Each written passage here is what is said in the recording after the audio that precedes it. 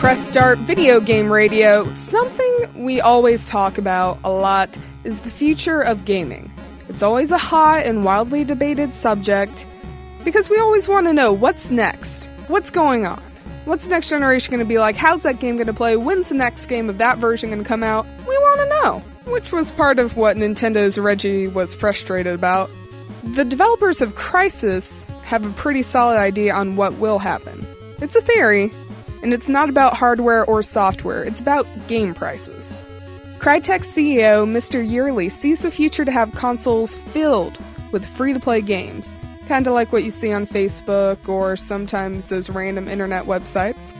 And there's a lot of tension on this from Sony, Microsoft, and Nintendo, mostly because of the fact they're dependent on retailers.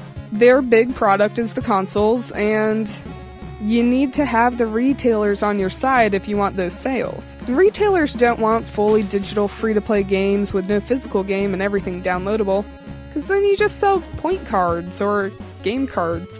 They want the boxes to put in the store, or they don't want to sell the consoles. With the rise of digital and downloadable games, it's going to be interesting how this battle of sorts between the retailers and the gaming companies will go, because things are changing in the industry, and I agree with Mr. Yearly on some points. And that is, consoles will have free-to-play games as a focus, but probably within a decade or two. And these free-to-play games will be powered by microtransactions. Games like Crytek's futuristic shooter Warfare, not just Zynga titles. Given it's hard to think how epic solo RPGs would do well on that model. Because the trick is they need to make back the crazy high cost of producing these AAA games. Maybe by having to buy more storylines, or if you want to go down that path, you have to purchase this and eventually you end up spending the whole price. But it will also allow anybody to try just about any game.